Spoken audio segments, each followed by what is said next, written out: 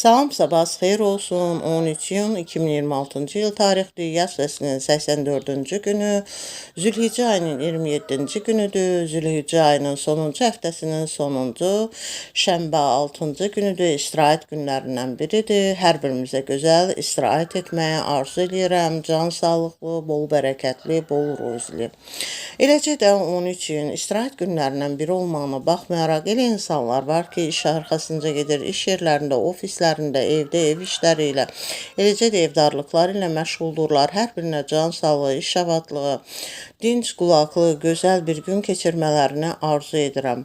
13 iyun günündə təhsili ilə məşğul olan hər bir şəxsə, məktəblilər, orta ixtisas, ali məktəb tələbələrinə və digər təhsili ilə məşğul olan şəxslərə can sağlığı, zehn açıqlığı, yol açıqlığı, iş abadlığı arzulayıram. Qarşılarına qoyduqları hədəflərə, məqsədlərə çataraq həm Azərbaycan Respublikası üçün, həm bütün dünya üçün faydalı, əhəmiyyətli kadrlar kimi yetişmələrini arzu edirəm. 13 iyun günündə kimlərin rəhmətə gedəni var. Allahdan rəhmət diləyirəm, qalanlara can sağlığı, səbir diləyirəm. 13 iyun günündə kimlərin xəstələri var, can sağlığı, şəfa diləyirəm. Bütün qazilərimizə can sağlığı, şəfa diləyirəm.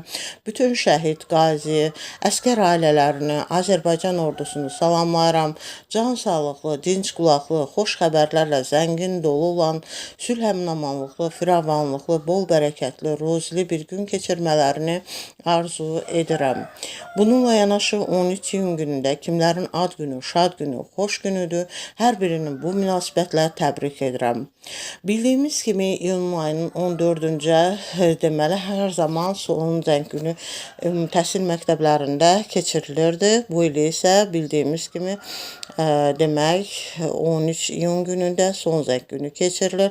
Bütün məzunlarımıza can sağlığı, uğurlar arzularım. Hər birini son zəng günü münasibəti ilə təbrik edirəm.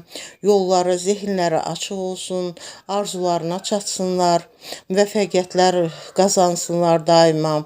Bununla yanaşı isə deməli, son zəng günündə həm də bütün Azərbaycan Respublikasında olan, yəni məktəblərdə olan bütün məzunlarımızı, o cümlədən Ağdaş şəhər demək təhsil məktəblərində bütün məzunların hər birini bu münasibətlə təbrik edirəm və son zəngə aid şeir deyirəm. Zəng çalan nə olar, əlini saxla, bu şagird ömrünü uzat biraz da.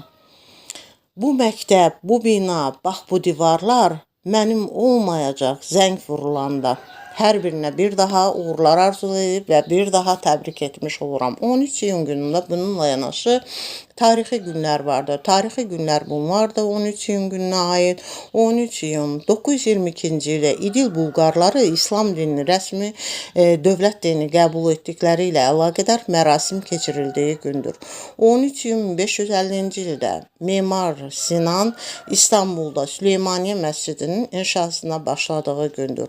13 iyun bununla yanaşı 1871-ci ildə Kanadanın Labrador əyalətində baş verən qasırğa nəticəsində 300 nəfər insanın öldüyü gündür.